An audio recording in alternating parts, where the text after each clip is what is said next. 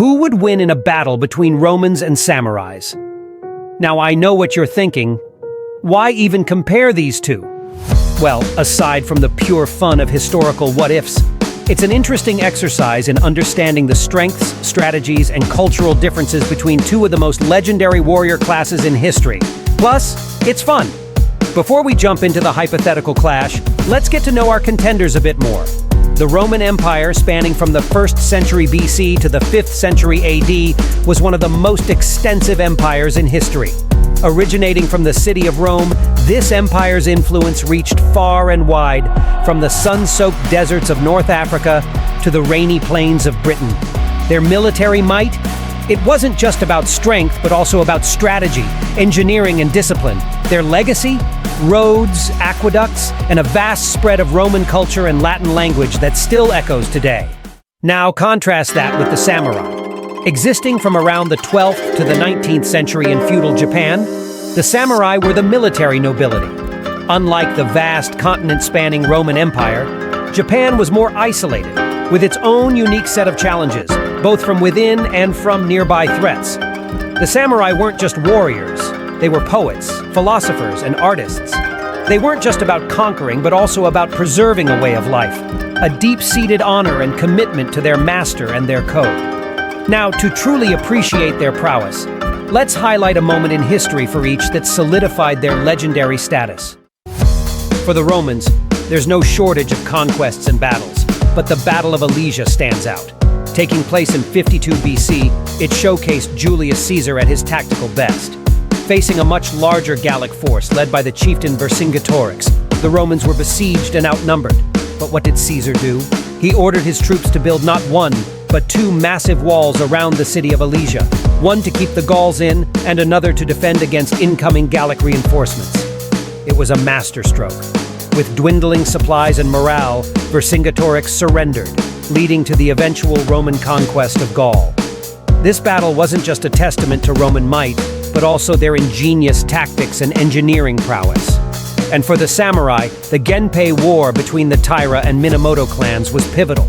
But let's zoom in on the Battle of Dan no Ura in 1185. This naval battle was cinematic in its drama, with the tides playing a significant role. The Minamoto clan, using their superior knowledge of the waters and their samurai's unparalleled archery skills, turned the tide against the Taira, securing their dominance and establishing the first shogunate in Japan. The battle wasn't just about skill, but also strategy and adaptability.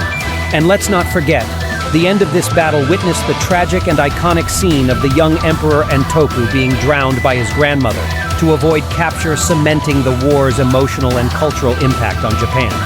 Both these battles not only showcase the military might of our contenders, but also the high-stakes drama, the strategy, and the emotional depth of their respective histories.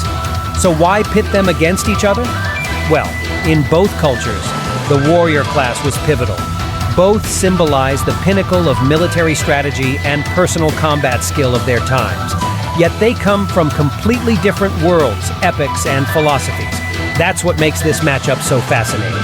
Now, with that groundwork laid, let's delve into the matchup. Picture this: rows upon rows of heavily armored soldiers. The famous testudo formation, or turtle formation.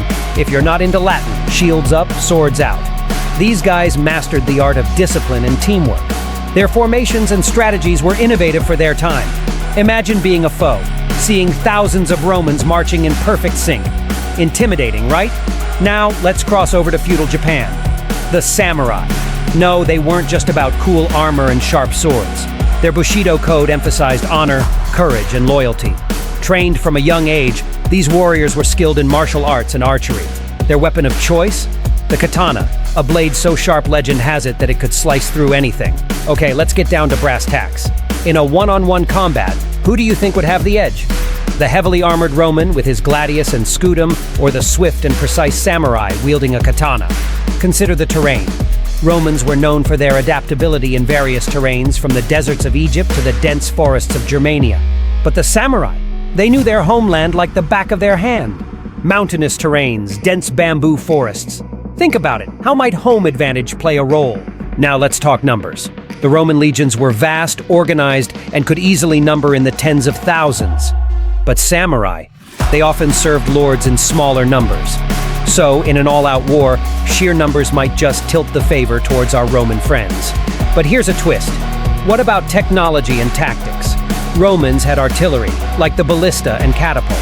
Imagine a samurai witnessing a huge rock being hurled towards them for the first time.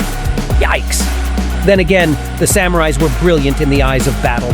Espionage, guerrilla warfare, these tactics could have been employed to surprise the Romans.